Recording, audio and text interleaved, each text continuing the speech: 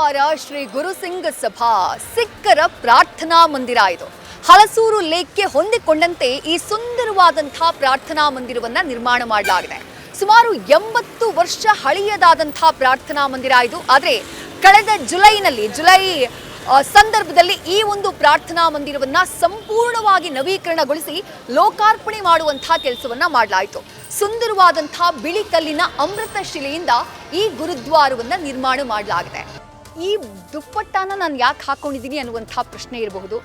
ಸಿಖ್ಖರ ಗುರುದ್ವಾರದಲ್ಲಿರುವಂತಹ ಈ ದರ್ಬಾರ್ ಹಾಲ್ನ ಎಂಟರ್ ಆಗಬೇಕು ಅಂದರೆ ಅದು ಪುರುಷರೇ ಆಗಿರಬಹುದು ಅಥವಾ ಮಹಿಳೆಯರೇ ಆಗಿರಬಹುದು, ತಲೆ ಮೇಲೆ ದುಪ್ಪಟ್ಟ ಅಥವಾ ಹ್ಯಾಂಕಿಯನ್ನು ಹಾಕಿರಲೇಬೇಕು. ಅದರ ಜೊತೆಗೆ ಕೈ ಕಾಲುಗಳು ಪರಿಶುದ್ಧವಾಗಿರಬೇಕು ಅನ್ನುವಂತಹ ಕಾರಣಕ್ಕಾಗಿ ದರ್ಬಾರ್ ಹಾಲ್ಗೆ ಎಂಟರ್ ಆಗುವಂತಹ ಸಂದರ್ಭದಲ್ಲೇ ನೀವಿಲ್ಲಿ ನೀರನ್ನು ಗಮನಿಸ್ತಾ ಇದ್ದೀರಿ. ಈ ನೀರಿನಿಂದ ಕಾಲನ್ನು ತೊಳ್ಕೊಂಡು ನೀವು ದರ್ಬಾರ್ ಹಾಲ್ಗೆ ಪ್ರವೇಶವನ್ನು ಮಾಡ್ತೀರಿ. ಮುಂಭಾಗದಲ್ಲಿ ನೀವು ಗಮನಿಸ್ತಾ ಇದ್ದೀರಿ ಸಿಖ್ಖರ ಬಹಳ ಪವಿತ್ರವಾದಂತಹ ಗುರು ಗ್ರಂಥ ಸಾಹಿಬ ಅಂತ ನಾವೇನು ಕರಿತೀವಿ ಅದಿದೇನೆ. ಈ ಗುರು ಗ್ರಂಥ ಸಾಹಿಬಾಗೆ ಬಂದಂತಹ ನೂರಾರು ಸಿಖ್ಖರು, ಸಾವಿರಾರು ಸಿಖ್ಖರು ಪ್ರತಿದಿನ ಇಲ್ಲಿಗೇನು ಭೇಟಿ ಕೊಡ್ತಾರೆ ಅದಕ್ಕೆ ತಮ್ಮ ಹಣಿಯನ್ನ ಇಟ್ಟು ನಮಸ್ಕಾರವನ್ನ ಮಾಡ್ತಾರೆ. ಗುರು ಗ್ರಂಥ ಸಾಹಿಬ ಸಿಖ್ಖರಿಗೆ ಬಹಳ ಪವಿತ್ರವಾದಂತಹ ಒಂದು ವಿಚಾರ. ಈಗ ನೀವು ಗಮನಿಸ್ತಾ ಇರುವಂಥದ್ದು ಗುರುದ್ವಾರದ ಒಳಗಿರುವಂತಹ ದರ್ಬಾರ್ ಹಾಲ್. ಪ್ರತಿದಿನ ಇಲ್ಲಿ ಭಜನೆ ಕೀರ್ತನೆಗಳು ಈ ಸಂದರ್ಭದಲ್ಲಿ ನಡೀತಾನೆ ಇರುತ್ತೆ. ಪ್ರತಿನಿತ್ಯ ಸಿಖ್ಖರು ಬಂದು ಈ ಪ್ರಾರ್ಥನೆಯಲ್ಲಿ ಭಾಗಿಯಾಗ್ತಾರೆ. ಗುರು ಗ್ರಂಥ ಸಾಹಿಬಾನ ಹತ್ತಿರದಿಂದ ನಿಮಗೆ ತೋರಿಸುವಂತಹ ಪ್ರಯತ್ನವನ್ನ ಮಾಡ್ತೀನಿ. ಯಾವ ರೀತಿಯಾಗಿ ಆ ಗುರು ಗ್ರಂಥ ಸಾಹಿಬ ಸಿಖ್ಖರ ಪವಿತ್ರವಾದಂತಹ ಅದನ್ನ ಭಗವಂತ ದೇವರು ಅಂತ ಹೇಳಿ ಅವರು ಪ್ರಾರ್ಥನೆ ಮಾಡ್ತಾರೆ, ಅದು ಯಾವ ರೀತಿಯಾಗಿ ಇರುತ್ತೆ ಅಂತ ಹೇಳಿ ದೃಶ್ಯಗಳಲ್ಲಿ ನೀವು ಗಮನಿಸ್ತಾ ಇದ್ದೀರಿ. ಹಲಸೂರಿನ ಗುರುದ್ವಾರದ ಒಳಭಾಗದಲ್ಲಿರುವಂತಹ ದರ್ಬಾರ್ ಹಾಲ್ನಲ್ಲಿ ಇದ್ದೀವಿ. ಆ ಸುಂದರವಾದಂತಹ ಶ್ಯಾಂಡಿಲಿಯರ್ನ ಗಮನಿಸ್ತಾ ಇದ್ದೀರಿ. ಮುಂಭಾಗದಲ್ಲಿ ಗುರು ಗ್ರಂಥ ಸಾಹಿಬ ಸಿಖ್ಖರಿಗೆ ಬಹಳ ಪವಿತ್ರವಾದಂತಹ ಒಂದು ಸ್ಥಳ ಇದು. ಅದರ ಮುಂಭಾಗದಲ್ಲಿ ಮುಖ್ಯ ಗ್ರಂಥಿ ಅವರು ಕೂತಿದ್ದಾರೆ, ಅದನ್ನ ಕೂಡ ನೋಡ್ತಾ ಇದ್ದೀರಿ. ಈ ಗುರುದ್ವಾರದ ಇತಿಹಾಸವನ್ನು ನಾವು ಗಮನಿಸಬೇಕು. ಸಿಖ್ಖರ ಗುರುಗಳಾದಂತಹ ಗುರುನಾನಕ್ ದೇವ್ 15ನೇ ಶತಮಾನದಲ್ಲಿ ರಾಮೇಶ್ವರಂಗೆ ತೀರ್ಥಯಾತ್ರೆಗೆ ಹೋಗುವಂತಹ ಸಂದರ್ಭದಲ್ಲಿ ಬೆಂಗಳೂರಿಗೆ ಭೇಟಿಯನ್ನ ಕೊಟ್ಟಿದ್ರಂತೆ. ಆ ಸಂದರ್ಭದಲ್ಲಿ ಅವರು ಬೆಂಗಳೂರಿನ ನಿರ್ಮಾತೃ ಕೆಂಪೇಗೌಡರನ್ನು ಕೂಡ ಭೇಟಿಯಾಗಿ ಆಶೀರ್ವದಿಸಿದ್ರು ಅನ್ನುವಂಥ ಮಾತಿದೆ. ಅವರ ಪ್ರವಾಸದ ವಾರ್ಷಿಕೋತ್ಸವದ ನೆನಪಿಗಾಗಿ 1943ರಲ್ಲಿ ಹಲಸೂರಿನಲ್ಲಿ ಗುರುದ್ವಾರವನ್ನ ನಿರ್ಮಿಸೋಕೆ ಸುಮಾರು 12 ಸಿಖ್ಖರ ಕುಟುಂಬಗಳು ನಿರ್ಧಾರವನ್ನ ಮಾಡುತ್ತವೆ. ಹಾಗೆ ಗುರುದ್ವಾರವನ್ನ ನಿರ್ಮಾಣ ಕೂಡ ಮಾಡ್ತಾರೆ. ಅವರು ಈ ಗುರುದ್ವಾರಕ್ಕೆ ಇಡುವಂತಹ ಹೆಸರು ಶ್ರೀ ಗುರುಸಿಂಗ್ ಸಭಾ. ನಗರದ ಈ ಮೊದಲ ಗುರುದ್ವಾರವನ್ನ 1945ರ ಏಪ್ರಿಲ್ 13ನೇ ತಾರೀಕು ಅನಾವರಣಗೊಳಿಸಲಾಯಿತು.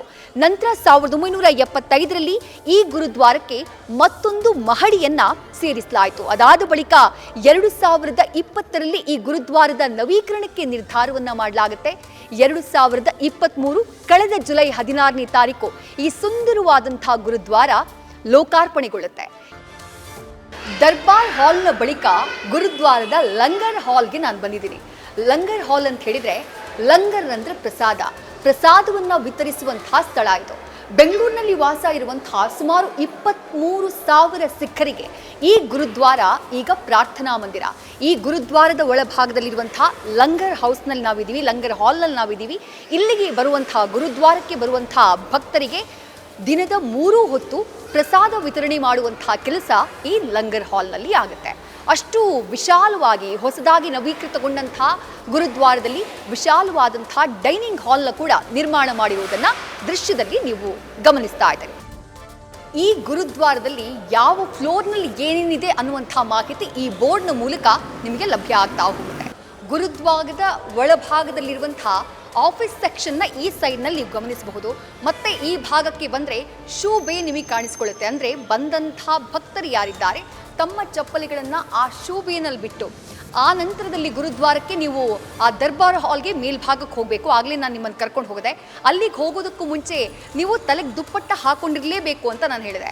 ಆ ದುಪ್ಪಟ್ಟಗಳಿಗೂ ಕೂಡ ಇಲ್ಲಿ ವ್ಯವಸ್ಥೆಯನ್ನು ಮಾಡಲಾಗಿದೆ. ಬಂದಂತಹ ಭಕ್ತರು ತಮ್ಮ ಬಳಿ ಆ ಕರ್ಚೀಫ್ ಅಥವಾ ದುಪ್ಪಟ್ಟ ಇಲ್ಲದೆ ಇದ್ದಂತಹ ಸಂದರ್ಭದಲ್ಲಿ ಅದನ್ನು ಇಲ್ಲಿಂದ ತೆಗೆದುಕೊಂಡು ಹೋಗಬಹುದು.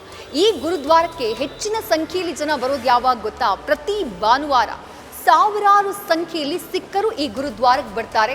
ದರ್ಬಾರ್ ಹಾಲ್ನಲ್ಲಿ ಪ್ರಾರ್ಥನೆಯನ್ನ ಸಲ್ಲಿಸ್ತಾರೆ. ಜೊತೆಗೆ ಲಂಗರ್ ಹಾಲ್ನಲ್ಲಿ ಅಲ್ಲಿ ಊಟದ ವ್ಯವಸ್ಥೆಯನ್ನ, ಪ್ರಸಾದದ ವ್ಯವಸ್ಥೆಯನ್ನ ಮಾಡಲಾಗಿರುತ್ತೆ.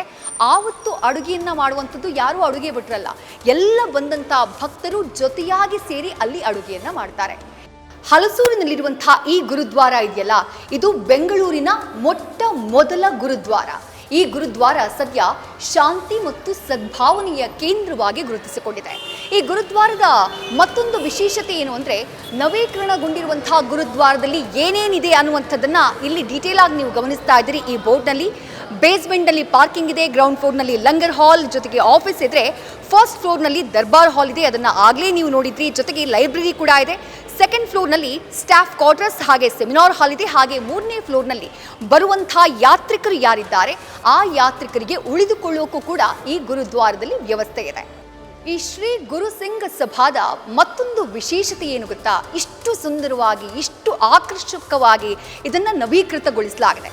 ಬಟ್ ಇಷ್ಟೆಲ್ಲ ಹೊಸ ವಿನ್ಯಾಸಗಳೊಂದಿಗೆ ನವೀಕೃತಗೊಳಿಸಲಾಗಿದ್ರೂ ಕೂಡ 80 ವರ್ಷ ಹಳೆಯ ಆ ವಾಸ್ತುಶೈಲಿ ಇದೆಯಲ್ಲ, ಆ ಮೂಲ ಸ್ವರೂಪ ಇದೆಯಲ್ಲ, ಆ ಮೂಲ ಸ್ವರೂಪವನ್ನು ಹಾಗೇ ಇಟ್ಟುಕೊಂಡು ಈ ಗುರುದ್ವಾರವನ್ನು ನವೀಕರಣಗೊಳಿಸಿದ್ದಾರೆ. ಇವತ್ತಿನ ಬೆಂಗಳೂರು ಫಸ್ಟ್ನಲ್ಲಿ ಬೆಂಗಳೂರಿನ ಈ ಮೊದಲ ಗುರುದ್ವಾರದ ಬಗ್ಗೆ ನೀಡಿದಂತಹ ಮಾಹಿತಿ ನಿಮ್ಗೆ ಇಷ್ಟ ಆಯಿತು ಅಂತ ಭಾವಿಸ್ತೀನಿ. ನಾಳೆ ಬೆಂಗಳೂರಿನ ಮತ್ತೊಂದು ಪ್ರಮುಖ ಸ್ಥಳದಿಂದ ಬೆಂಗಳೂರಿನ ಸುದ್ದಿಯನ್ನು ನಿಮ್ಮ ಮುಂದೆ ಇಡ್ತೀನಿ. ಕ್ಷಣ ಕ್ಷಣದ ಮಾಹಿತಿಗಾಗಿ ನೋಡ್ತಾ ಇರಿ ನ್ಯೂಸ್ ಫಸ್ಟ್, ನಿರ್ಭೀತಿಯಿಂದ ನಿಮ್ಮ ಪರವಾಗಿ.